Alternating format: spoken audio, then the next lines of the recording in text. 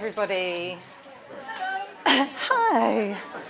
I am not enjoying this scheduling being after two total legends, so I'm really sorry to bring it down and start talking about science, but that's what we're going to be talking about. My name is Kathryn Meadows. I am a women's health coach, and I really should say women's health coach. I work with people in the 3 hormonal transition phases in life, so puberty, postnatal, perimenopause, and I work with individuals, with online work and things, and work with teams as well. So I also support my daughter's rugby club, who's Horsham, in all of their under-18 teams with health and well-being, with the girls' teams, and hopefully the women at some point as well. And I'm also a PhD researcher in the menopause transition. So I specifically look at biopsychosocial factors, which is basically just lived experience of women. So the aim of this session today is to talk about the areas that often present as challenges. So where I said about the 3 hormonal phases, there are times when we see drop in participation, drop in motivation, a change in the well-being. And they're major markers in the journey through a girl and woman's performance life. And then hopefully we'll talk a little bit at the end about how we can help to give better support, not only to teammates, but also colleagues around us, and also family members and ourselves. So, sorry, just realised wait. Am I doing the right? Okay, so just a little brief word about language limitations before we get too deep into things. There are huge gaps in our knowledge and therefore our ability to support every population affected by hormonal changes. So most research, such as it is done on white, cisgendered, neurotypical women, and we have very little data on the experiences of women who are Black, Asian, other ethnicities, differently abled women, gay women, trans men, non-binary women, and any neurodiverse population. So, part of the issue is when we're talking about women's and girls' health, we're not talking about people who identify as female only. So when we're talking about periods and perimenopause, we're talking about people with uteruses. So unfortunately, we have a language limitation in that I'm going to say women and girls, but I want you to know that I'm not being exclusive to people who look like, or identify solely as female. Okay, so, I'm getting confused. Thank you. So it would be lovely to stand here and say, how do we best support girls and women? Okay, here you go. Here's a formula. I want you to just do this. This is how we create structures to support girls and women in everything that they want to do. And the reason we can't do that is because we don't have very good answers for it. And the answer for the right thing to do for her is, it depends. It's a giant, amazing get-out clause for somebody who's a coach, because I can just say in every situation, well, it depends. And then we can talk about it a little bit more. But even in 2024, the reason we have these limited answers is really down to this. And I'm really hoping this is going to work. Okay. All right. So there was supposed to be a Slido here, and I've realized I didn't activate it. So anyone can put up their hands. How much, and I'm just talking about sports science research at the moment, how much sports science research is done exclusively on women? Does anyone want to have a guess? Yes? 5%, okay? Anyone, any differently? No. No? Okay. Oh God, we're depressing, aren't we? Wouldn't it be lovely to say 50%? I mean, we've just had the Paris Olympics where it was all lauded as being equal and all the rest of it. So yes, you're almost absolutely right. It is 6% of all sports science research is done exclusively on women. So if you think of the Paris Olympics and around about 50% of our participants were women, most of them will not be backed up with the stuff that they have done all the way through their training, their psych support, their injury support, all of the sports science about their performance measures, their data, everything. Most of it is not backed up by research that is done specifically for the unique female physiology. So, but that is not exclusive to sports science. So biomedical research, and that is stuff that's done on drugs that you and I will all take regularly, that we may have to encounter at some point in our lives, cardiovascular stuff, dementia, brain health, absolutely everything. Even in biomedical research, the highest number is about 40%. And a lot of the time it's not because they're not doing research on women, they're not presenting the research specifically in female and male results. So Ozempic is a really good example of that. We've all heard of Ozempic, I assume, amazing drug, very helpful for people wanting to lose weight who are in extreme crisis situations. However, most of the data was done on a mixed number of participants, but we don't actually know what happens to women on that drug differently to men, and that could have massive consequences in the future. And for anyone who works in biomedical research or in the science world, you will not be remotely surprised about this, because medical research is inherently enormously patriarchal system. There are lack of funding opportunities for female researchers. There are lack of positions for women within research. Women are not represented, and there are a lot of misogynistic opinions about things like the way that we represent with certain diseases, the way that we present, with certain diseases, and opinions about pain tolerance and things like that. Okay, so but we can put a lot of that, like we can sort of set that aside. The patriarchal system is one thing, but what we really need to kind of understand is that fluctuations in hormone levels, which influence an entire cascade of factors in a female body, make research extremely difficult to control. And in science, difficult is another word for expensive and inconvenient. So what's the answer here? Yes. Other than to throw up our arms and say, see, I knew women were difficult.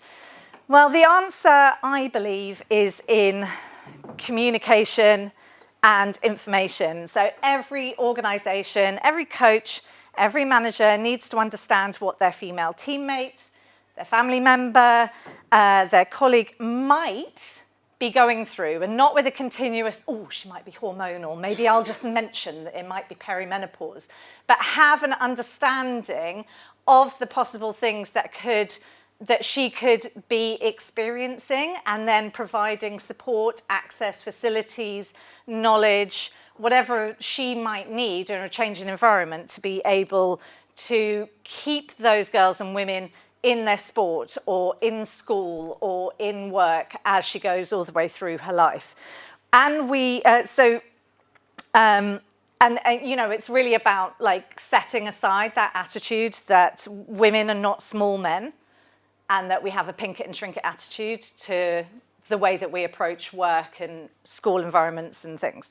And we need to widen that conversation. So the thing that I mentioned right at the beginning about our language limitations, we need to understand a lot more the experiences of as many girls and women as we can. Okay, so here is the old version. This is me. In 1995, you can tell it's the old version because it's a photo of a photo of a photo, because I did not have a million photos of me doing every single moment in my sporting career at that point. So as a junior athlete in the late 90s, I had absolutely no idea what my monthly cycle would do to my ability to do sport. what effect going on the pill might have to my sporting performance or my moods or all sorts of other things that might affect my sports performance. I didn't know how my monthly cycle would affect my moods. I didn't know how my moods might affect my competitiveness and how my hormones would affect my moods, or even how my injury risk might be different through my cycle and how I should adapt my training to influence it. So when we look at this is my daughter, she is 14.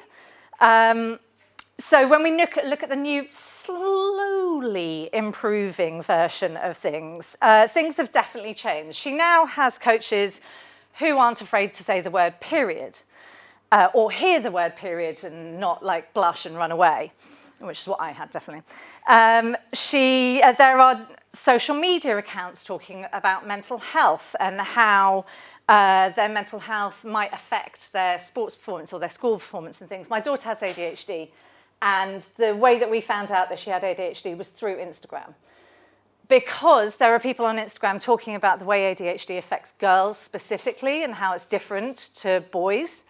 And that helped us to be able to connect with what was going on with her and then to go to GP and get a diagnosis. But had I just looked at her with the way that she is, I would never have connected my opinion of ADHD with the way that she presents. So that has been extremely powerful.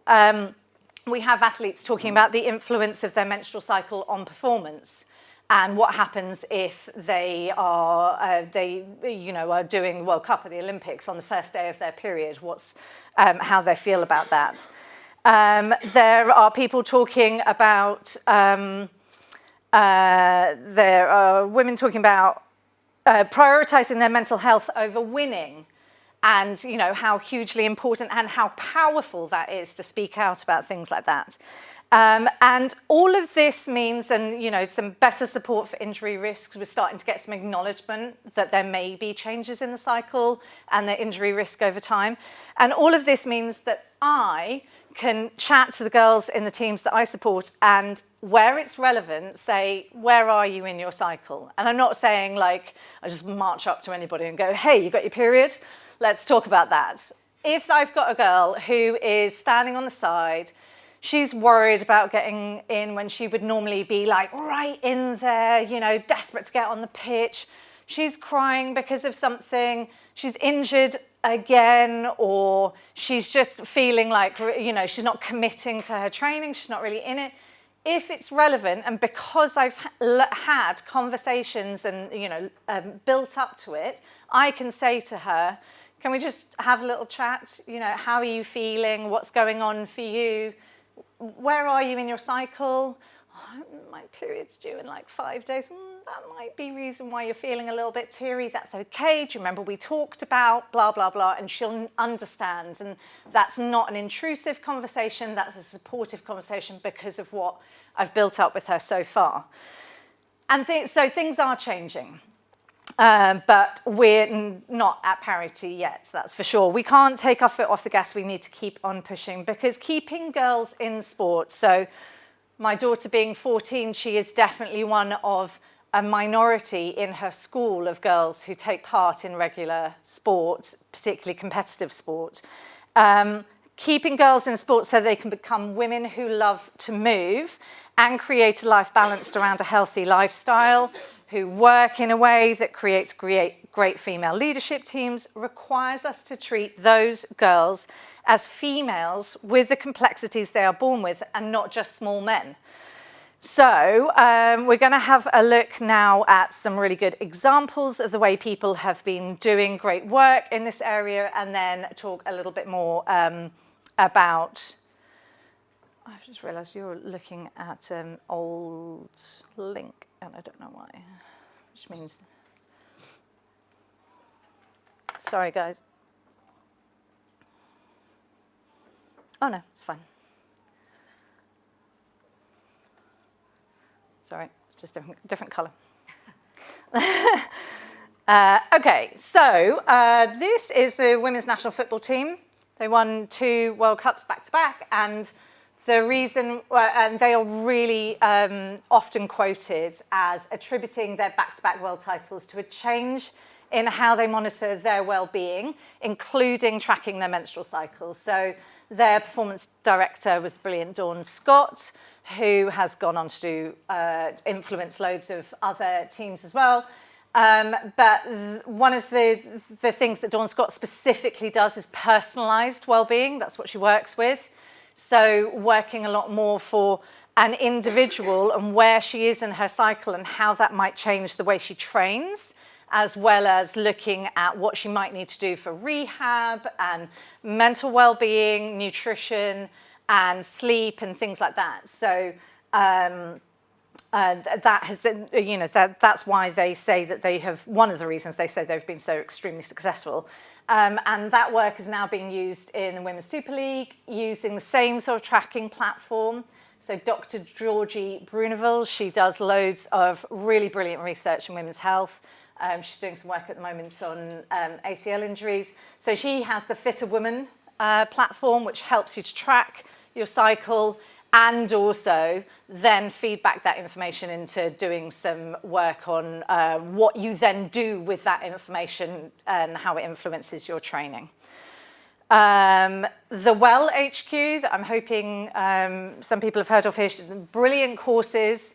If you're interested in doing any courses that help to support your understanding of female physiology, in their work that they do, they really want to work on, from a sort of national governing body perspective, trying to influence change through the whole of a sport, all the way through from grassroots right up to high performance. And they're looking at, again, female-specific healthcare. So they've done work with netball, British cycling, many others.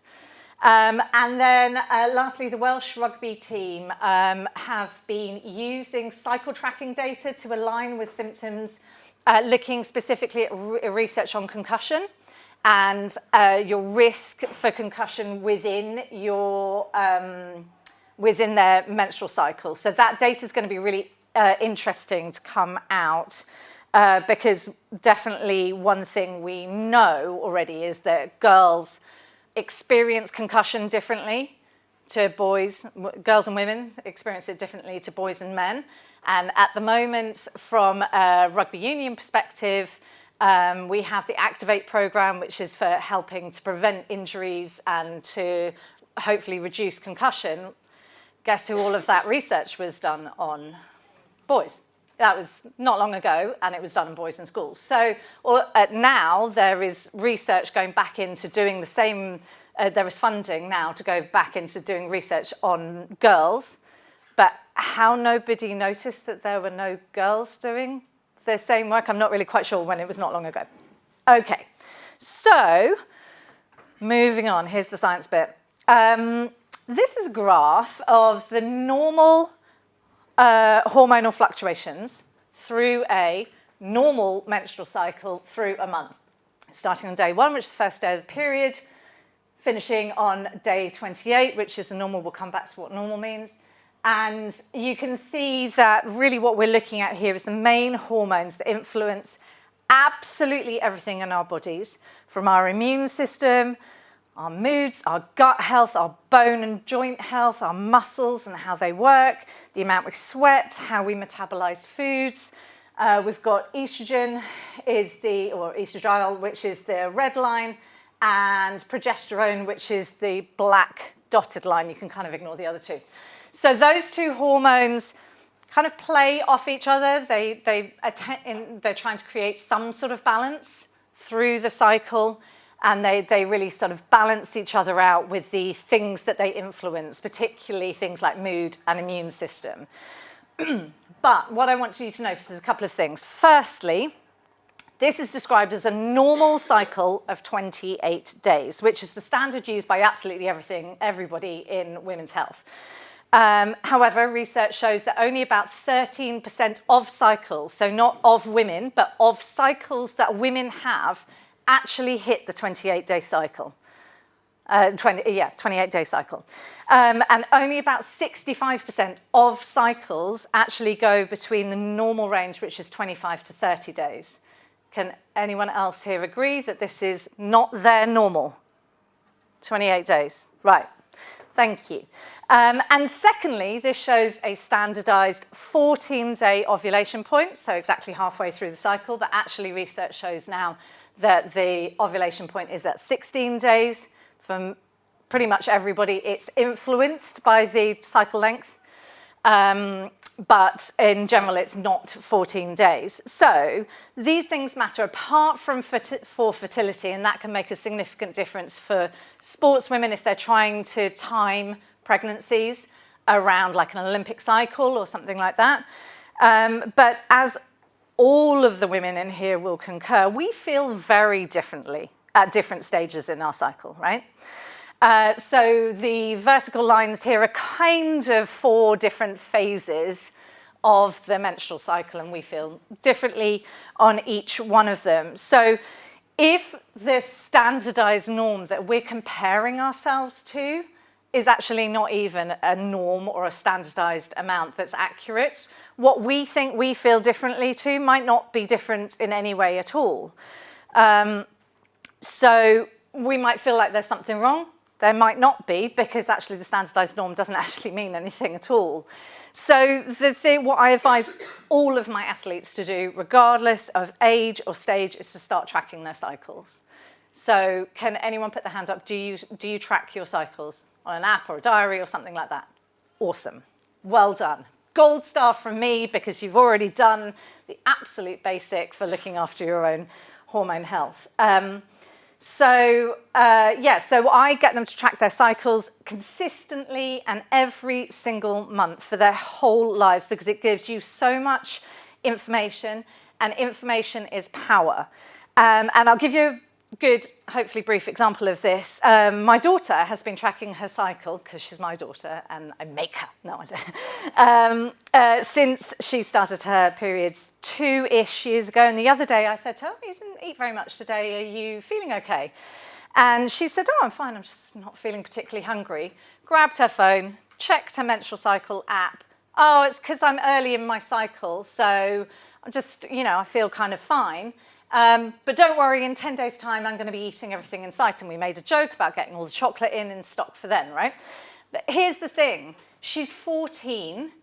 She plays rugby. She swims, so she's seen in a swimsuit all the time. There are a lot of influencing factors that could make her feel like she's either a glutton for eating a lot at the time when she feels like she's eating a lot, or that she should be eating a small amount like she does when she feels like the way she does at the beginning of her cycle.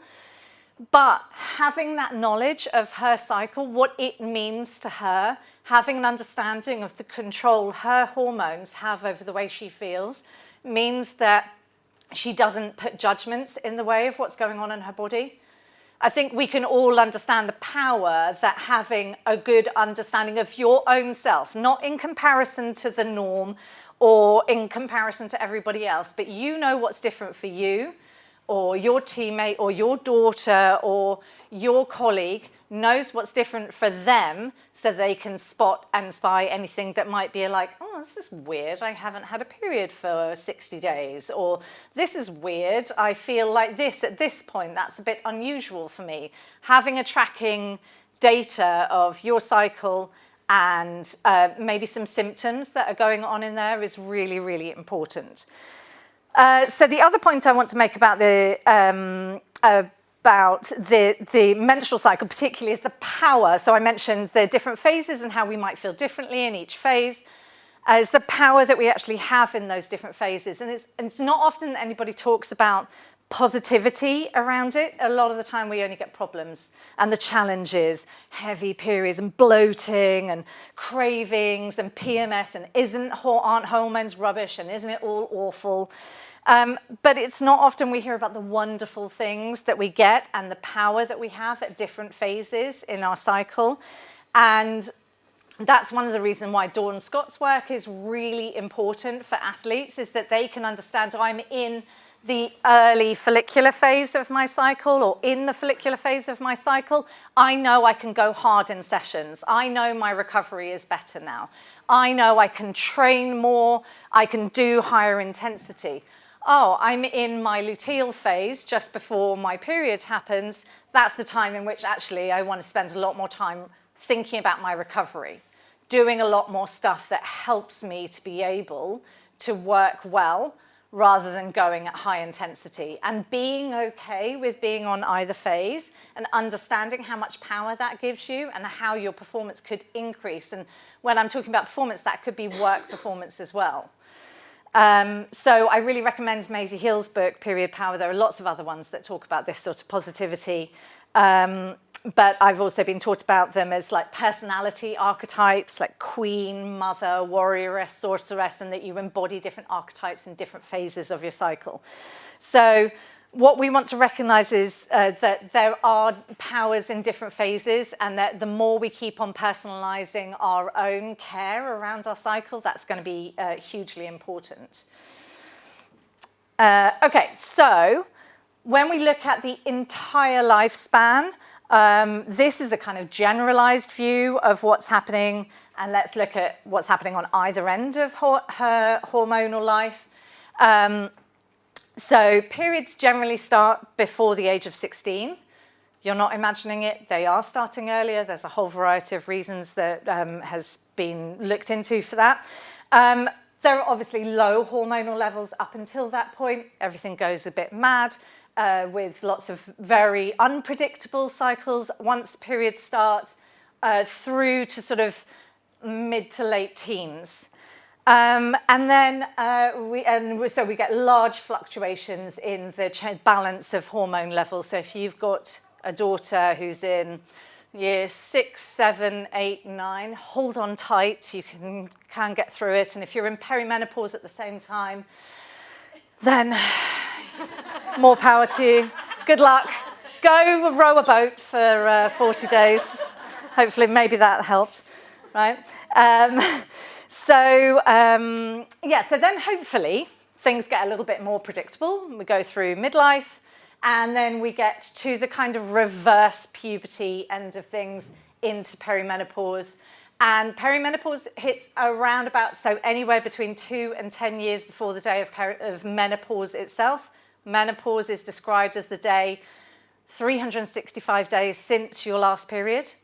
But perimenopause is the kind of reverse puberty. So this is the kind of time when everything goes again onto a hormonal roller coaster, loads of massive fluctuations, and all of that stuff is influencing a whole load of stuff in our bodies. There is a dizzying list of symptoms. And a lot of the time, the challenge that a lot of women have in perimenopause is they're looking out for hot flashes and night sweats, and for being over the age of 45. And if at the age of 41, you start getting brain fog, waking up at 2 o'clock in the morning with terrifying thoughts, massive anxiety, and like suddenly you've got carpal tunnel syndrome and a frozen shoulder, and you do a training session, it takes you 4 days to recover from it.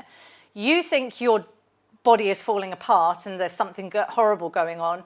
Actually, it's perimenopause, but we don't talk about the other weird and wonderful symptoms that are going on, and the fact that it could be before the age of 45. So this is where the sort of information and education and support for facilities and environments comes into play massively, particularly obviously in the working environment. Oh, sorry, I need your face again. I might be able to do this. Okay, so I am, like I said, a biopsychosocial researcher. So that's basically looking at the whole woman's lived experience and the interplay, the interrelationship between what's going on in her body, in her mind, and in her life. So if we think of the youth athlete, the postnatal athlete, lovely Abby Ward with her lovely baby Hallie. This is me climbing last year let's call me the perimenopausal athlete. Oh, there's a bit of a stretch, I think. But okay, so biologically, what's going on in her body? Okay, so we've got body changes, and these are through all of these phases of life. I separated these out, and then I was like, oh, it's just repetition over and over again. Obviously, there's nuance between each one, but in order to get through this without doing a 3-day workshop, we're just looking at the whole thing together. The influence, the hormone factors, we are looking at body changes, increase in weight, including weight gain, breast changes, more squishy bits. That happens through all of those 3 major hormonal markers, phases in her life. But the effect of it is not just mental because your body is changing, but it might also be in your sporting performance. A teenage girl starts putting on weight, her hips widening and her breasts growing. All of a sudden, she can't sprint 100 meters in the way that she always thought that she could. Or she's a dancer or a gymnast, and all of a sudden she doesn't fit in the beam any longer, or she can't do a pirouette in the same way because her center of gravity's changed. And again, that both changes her mindset around herself and how she feels about herself, but also who is she? Like, is she still that athlete that she thought she was? That would also make a difference to the position that she plays in. If she's playing a team sport like football, netball, hockey, rugby. My daughter's a prop. She, last year, was a lot wider and slightly shorter. This year, she's grown up taller and she's a lot thinner. Now she's questioning whether or not she should be a prop any longer, and maybe she should be somewhere else, but she's not fast enough, and what does that mean? And oh my gosh, there's a lot of stuff that influences other than just you're just growing and that's it. And that's exactly the same in the postnatal athlete. How does she feel about her body? And also the perimenopausal athlete, there's a lot going on mentally and physically that's connected with body changes there as well. Hormonal roller coaster, like I've said, that influences a whole cascade of things through her body, and whether or not she's having a healthy menstrual cycle is really significant to a lot of things. In fact, I spoke to somebody earlier today about relative energy deficiency in sport. And that is something that it's really important that we keep an eye on for performance athletes who maybe are looking at wanting to look a certain way, be an athletic type of body, and they think that they need to control the food that they eat around the intense exercise they do, and that can lead to relative energy deficiency in sport, which is a specific syndrome, a diagnosable syndrome, but it can affect her menstrual cycle as well, and the menstrual cycle is a really good indication of good health in your body. If you're healthy, your body feels absolutely fine about giving up the energy that it needs to be able to ovulate and to have the potential to carry a pregnancy. And if you're not healthy and you're not giving your body enough fuel, then it's going to shut that bit down. So that's what red S is, a very simple explanation. Pelvic floor and core issues. Okay, it doesn't necessarily affect the youth athlete. Definitely obviously affects the postnatal athlete, and this is definitely one of those scenarios where it depends comes in.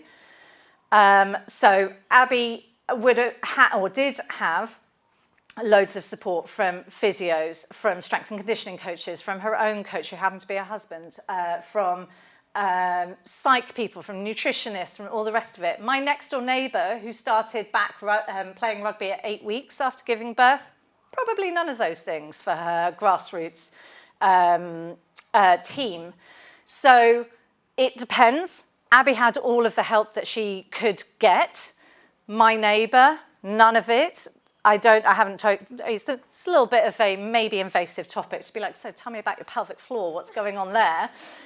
When we only moved in like 3 weeks ago. So I'll maybe leave that a little bit longer. But, what's going on with what the potential for the strength benefits, or how somebody like a professional athlete like Abby can get her strength back, is completely different to a grassroots player. And again, information and education comes into that. Okay, so then psychologically, what's going on in her mind? Again, a lot of this is a crossover and directly influenced by what's going on in her body. So her changing body creates some anxiety and some confusion. The understanding of your self-worth and your self-identity changes, and that is like in these hormonal phases, this is one of the things that we need to be really watchful of. So teenage girls coming out of sport, a lot of the time is because they don't recognize themselves, or they don't, there's a whole load of different reasons that, Sarah touched on some of the stuff this morning, but that connection with sport and what it means to be female. That changes as you go into being a teenager, but it will also change as you go into being a perimenopausal woman, like who you are, who you identify with, what your body looks like, what you feel like it can do. That changes in those two major hormonal shift times in our lives. And perimenopause is one of the biggest times that we lose people out of the workforce, women out of the workforce. It's also very sadly the highest time, age time of suicide for women. And you know, I'm sure there's a lot of reasons for that, but this hormonal phase in life is definitely one of the most significant things. I think every single woman that I've worked with in this age group has had struggles with understanding herself. Who am I? What does it mean? What does my life mean now? How do I fit in with a team? If I'm standing up, giving a presentation or a meeting, I'm talking to somebody and I can't remember the word for whiteboard, or, you know, so-and-so's, I've worked with this colleague and I can't remember her husband's name. This is awful. My mind and body is letting me down. I'm just going to leave, or I'm going to sidestep my career. So those are really significant moments in time. Poor sleep. So like I mentioned about the perimenopause, a lot of women are looking for night sweats and hot flashes. Actually, poor sleep is the #1 symptom that women experience, or sleep changes. And we all know what poor sleep can do to your ability for your brain to work well. And then the hormones create neurotransmitter changes. So the changes in what's happening in dopamine, serotonin, cortisol, everything, all of those have a connection and an influence and a balance with estrogen and progesterone. So as things start to either deplete or go in a different balance, both through puberty and postnatally and through perimenopause, those all of those can create very different feelings in our happiness, our reward system, what we get reward from, and our ability to deal with stress. We are at a higher risk of anxiety, depression, eating disorders, and like I mentioned, Red S. And we know that there is that in teenage girls as well as all the way through a woman's lifetime. So socially, what's going on in her life, and this is a tiny snippet because what's going on in her life is obviously enormous. So stress and pressure, through teenagehood, I think we can all remember being at school as a teenager. I literally wouldn't go back to being 12, 13, 14 if somebody gave me £1 million. Not having seen it back through my daughter's eyes now. The social pressure, the school pressure, the time pressure, the scheduling, the cultural family pressures. And this is the same through postnatally, time pressure, how we separate out time for ourselves. So somebody like Abby, who's a professional player, she has to spend the time doing the rehab that she needs to be able to get stronger, to get back to playing the sport that she loves. Somebody like my next door neighbour has a full-time job, or had a full-time job, has a baby, doesn't have somebody to help look after her, isn't supported to be able to get back to playing. So what she wants to do is play the team sport that she loved.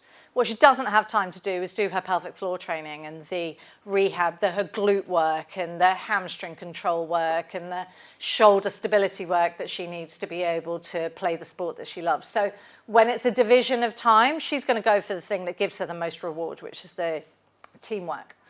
And the hormone changes mean a reorganization of life structure. So for teenage girls, when it comes to periods and growing breasts, they have to now go, oh, I need to get a different bra. What bra am I supposed to use? Am I just supposed to use one that like squishes me? Suddenly that's a whole can of worms that you've just opened with thinking about bras, let alone period protection. What's going to suit me best? So if you have a swimmer, how are they going to swim? What are they going to use? Are they comfortable wearing a tampon? Or how else are they going to, use period protection, do they then choose to miss out on playing their sport or taking part in sport during the days that they're having their period because it's just too much, they just cannot work it out? So there's lots of things going on. So what can we do to best support her?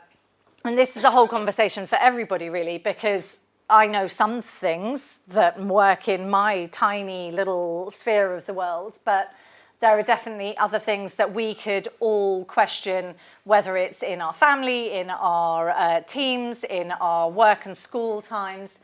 Our aims are to prevent dropout from sport or that sidestep or dropout from work during those significant and challenging times in her life. So, from my point of view and what I've said so far, I think it makes so much difference when we are informed and we can educate and we can do things like have workplace support systems where there's education on hormone health, or there's education on how to fuel differently, or what a teenage girl or a female athlete, or through the menstrual cycle, what you need to be able to best benefit your own female physiology to be able to form best.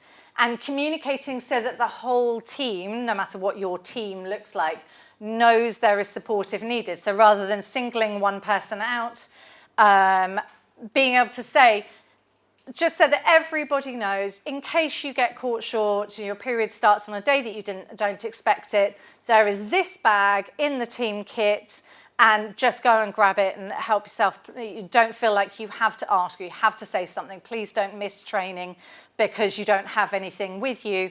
We've got it here. You can always talk to us. So there's that support there if needed.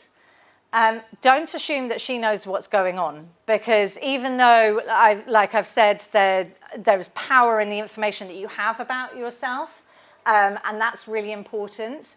Actually, so many women, like I mentioned, particularly about perimenopause, do not realise that perimenopause is going on and what they can do to help themselves through it and best support that they can do in their own lives.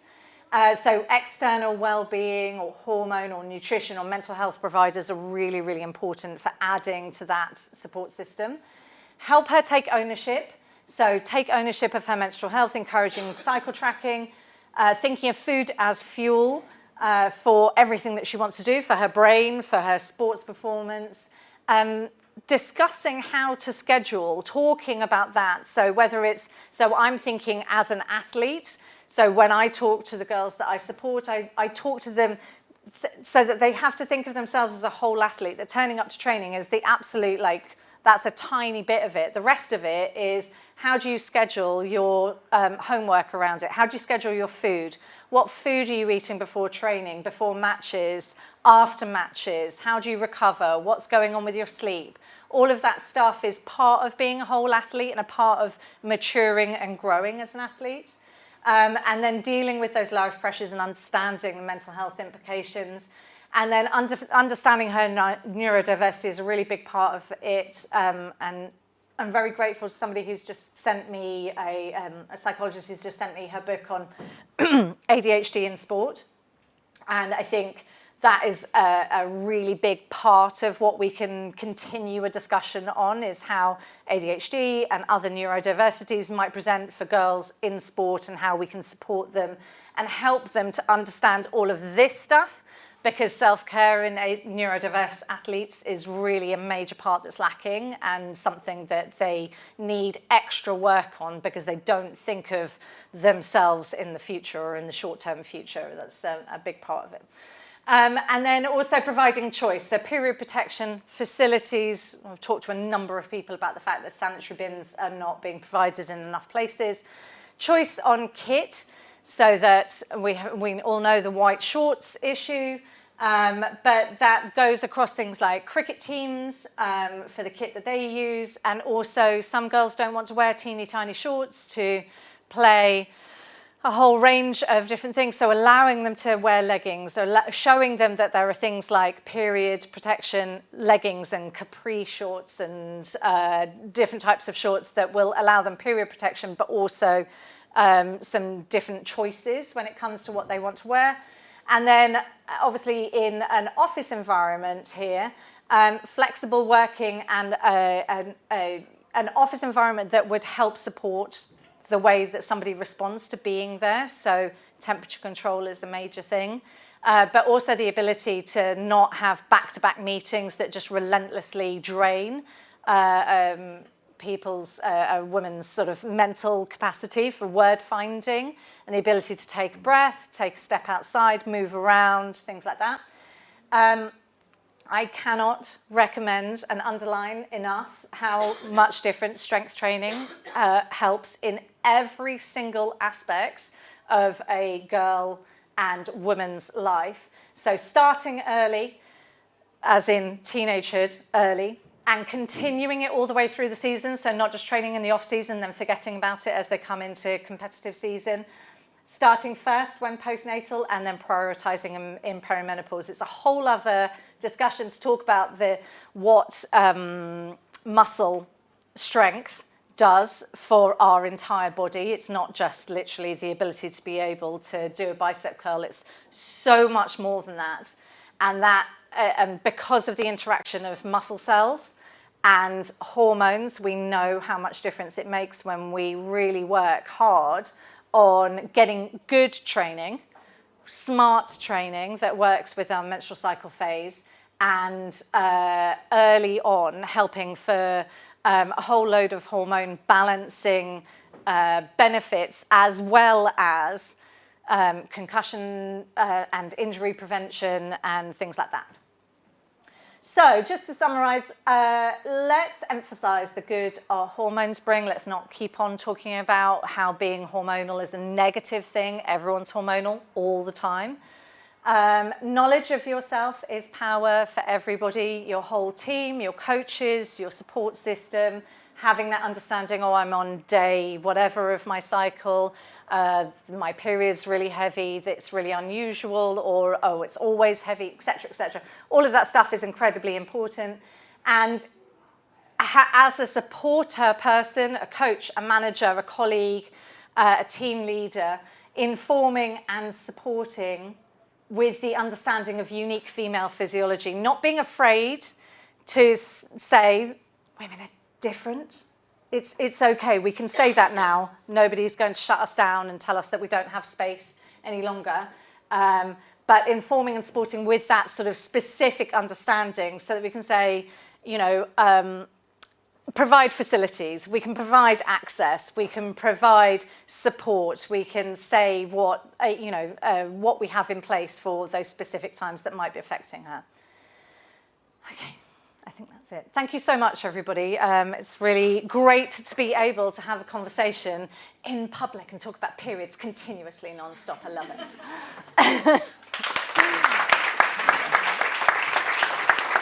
Thank you very much. Thanks very much, Kathryn. That was really